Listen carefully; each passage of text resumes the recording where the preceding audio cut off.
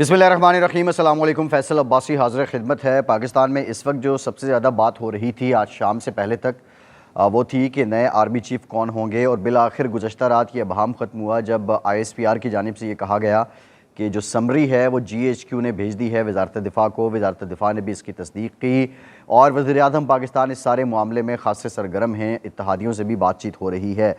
तवक्को ये की जा रही है कि अगले कुछ घंटों में नए आर्मी चीफ़ का नाम सामने आ जाएगा कि पाकिस्तान की जो फ़ौज है उसकी कमान अब कौन संभालेगा, और जो chairman joint chief of staff committee हैं उनका नाम भी सामने आ जाएगा।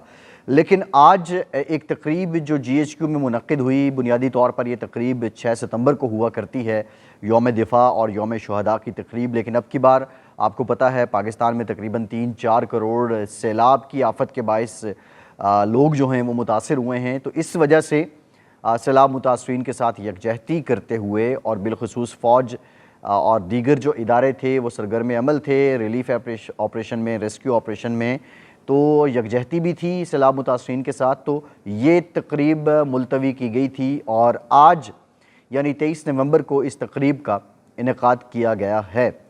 23 नवंबर के हवाले से दो और भी बड़ी इम्पॉर्टेंट बातें हैं। आज दो बड़े नामी ग्रामी लोग हैं जिनकी बरसी है।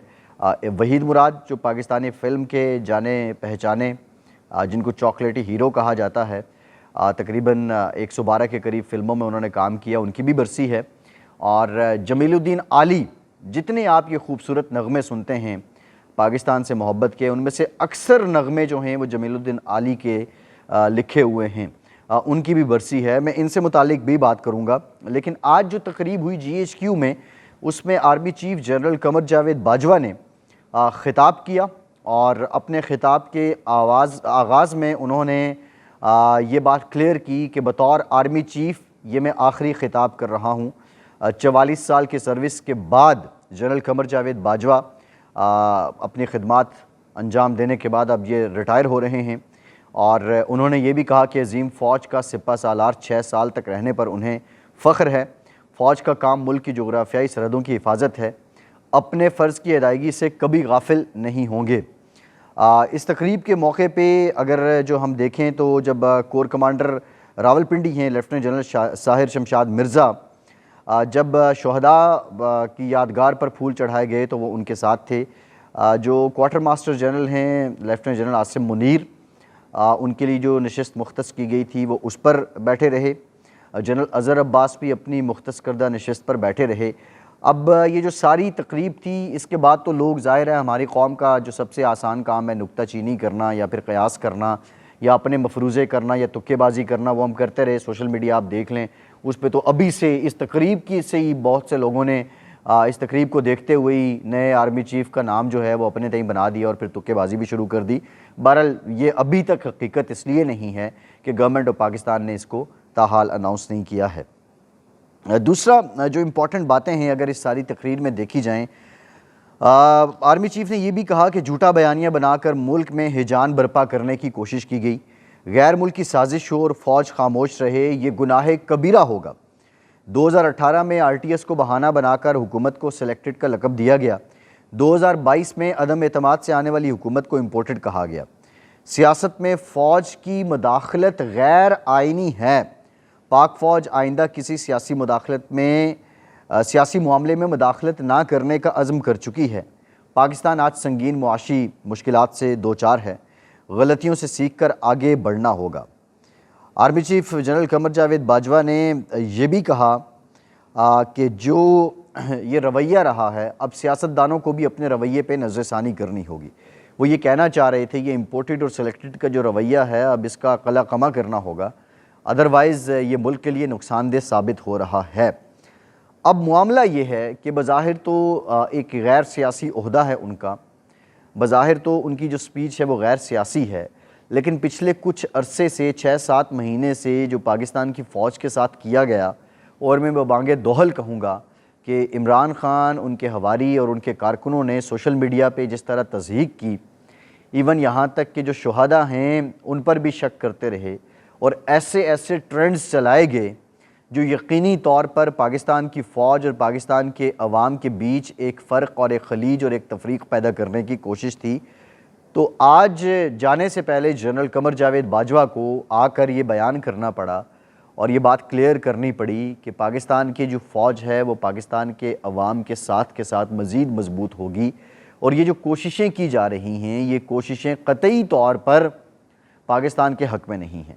دوسری انتہائی امپورٹنٹ بات جو ہے وہ یہ ہے کہ انہوں نے یہ کہا کہ جو سانحہ مشرقی پاکستان سا 1971 کا 16 دسمبر 1971 کا، اس سے متعلق کچھ حقائق کلیئر کرنا چاہتا ہوں۔ ان کا یہ کہنا تھا کہ وہ غلطی فوجی نہیں تھی بلکہ سیاسی تھی۔ اب سیاسی غلطی کی اگر بات کی جائے تو اس میں سب سے پہلا نام ذوالفقار علی بھٹو کا آتا ہے، پھر مجیب الرحمان کا آتا ہے، پھر جنرل ضیاء خان کا آتا ہے، اور یہ ایک بڑی لمبی ڈیبیٹ ہے، لیکن میں انتظار کر رہا ہوں کہ پاکستان پیپلز پارٹی اب اس پہ کیا رد عمل دے گی۔ رہی بات نئے آنے والے آرمی چیف کی، تو مجھے یہ لگتا ہے کہ آصف زرداری صاحب جو ہیں ان کی کرشمہ سازی پھر سے کام کر گئی ہے۔ نام تو سامنے آ جائیں گے لیکن شاید جو وہ جن لوگوں کو وہ لانا چاہتے تھے وہی ہوں گے، یہ مجھے لگ رہا ہے۔ ابھی تک میرے پاس، کیونکہ میں کچھ آبزرو کر رہا تھا، کچھ ڈاٹس کنیکٹ کر رہا تھا، تو مجھے ایک زرداری یہاں بھی بھاری نظر آ رہا ہے اور سب پہ بھاری نظر آ رہا ہے۔ بہرحال دیکھتے ہیں معاملات جو آگے چلتے ہیں تو پھر یہ کیسے پکچر انفولڈ ہوتی ہے۔ ویلاگ کے آغاز میں نے بات کی تھی وحید مراد کی۔ وحید مراد پاکستان کی فلم انڈسٹری میں ایک سند مانا جاتا تھا۔ وحید مراد ایسا ہیرو تھا کہ جب وہ کسی فلم کو سائن کر لیتا تھا، کسی فلم میں وحید مراد کا رول آ جاتا تھا، تو یقین مانیے کہ وہ فلم کامیابی کی سند اسی وقت لے لیتی تھی جب وحید مراد حامی بھرتا تھا۔ وحید مراد کے جو رومانوی انداز تھے، ان کے اندر ان کا جو ہیروئزم تھا وہ بہت نیچرل تھا۔ وحید مراد ایک پڑھے لکھے شخص تھے۔ وحید مراد اپنے اداؤں اور اپنی ایکٹنگ کی وجہ سے بالکل ایک منفرد شخصیت کے مالک تھے۔ گندمی رنگ تھا ان کا اور چاکلیٹی ہیرو ان کو کہا جاتا تھا، اور اس وقت چاکلیٹی ہیرو کے ساتھ ساتھ انہیں لیڈی کلر کا خطاب بھی ملا۔ فلم انڈسٹری میں وحید مراد جیسا ہیرو پاکستان میں آج تک نہیں آ سکا ہے، لیکن یہ زندگی بڑی بے رحم ہے۔ وحید مراد نے تقریباً 112 فلموں میں کام کیا ہے اور کچھ 120 کے قریب گانے ہیں جو وحید مراد پہ پکچرائز ہوئے ہیں۔ وحید مراد کے 70 گانے احمد رشدی نے گائے ہیں، 30 کے قریب گانے سہیل رانا نے گائے ہیں، اور تقریباً بہت زیادہ گانے جو ہیں وہ مہدی حسن نے بھی ان کے لیے گائے ہیں۔ لیکن زندگی بڑی بے رحم چیز ہے۔ وحید مراد اپنے آخری دنوں میں اپنی گاڑی کی ڈگی میں اسکرپٹ رکھ کر ڈائریکٹرز اور پروڈیوسرز کے پاس جاتے تھے اور کہتے تھے کہ بھائی مجھے فلم میں سائن کر لیں۔ ایک وہ ٹائم تھا کہ وحید مراد کو سائن کرنے کے لیے ڈائریکٹر پروڈیوسر ان کے گھر کے باہر کھڑے ہوتے تھے، اور پھر وہ شہرت، وہ پاپولیرٹی، اور پھر وہ ٹائم کہ وحید مراد خود اسکرپٹ اٹھائے، کبھی باری اسٹوڈیو، کبھی ایورنیو، کبھی کہاں جاتے تھے کہ مجھے فلم میں سائن کر لیں، لیکن پروڈیوسر ان کو سائن نہیں کرتے تھے، اور وجہ یہ تھی کہ ان کی ذاتی زندگی کی حقائق بڑے تلخ تھے۔ اور پھر اس کے بعد یہ ہوا کہ وحید مراد کی جب انتقال ہوا تو وہ بھی اپنے گھر نہیں ہوا، کسی دوست کے گھر ہوا۔ تو بہت سے لوگوں کے لیے سبق ہے کہ لوگ آتے ہیں، شہرت کو دیکھتے ہیں، پاپولیرٹی کے سحر میں گرفتار ہو جاتے ہیں، اور پھر وہی پاپولیرٹی ان سے سنبھالی نہیں جاتی، اور پھر آخر کار زندگی کے ہاتھوں مجبور ہو جاتے ہیں۔ بہرحال پاکستان کی فلم انڈسٹری میں وحید مراد جیسے لوگوں کی ضرورت ہے، اور پاکستان کی فلم انڈسٹری کے جو کرتا دھرتا ہیں ان کو اس بات کی ضرورت ہے کہ وحید مراد جیسے لوگوں کی قدر کی جائے۔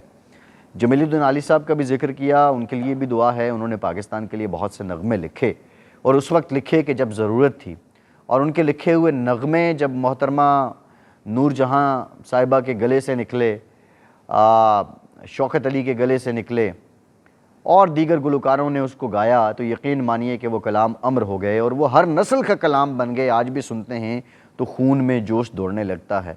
اللہ رب العزت جمیل الدین علی صاحب کی بھی مغفرت کریں۔ فیصل عباسی کو اجازت دیجیے۔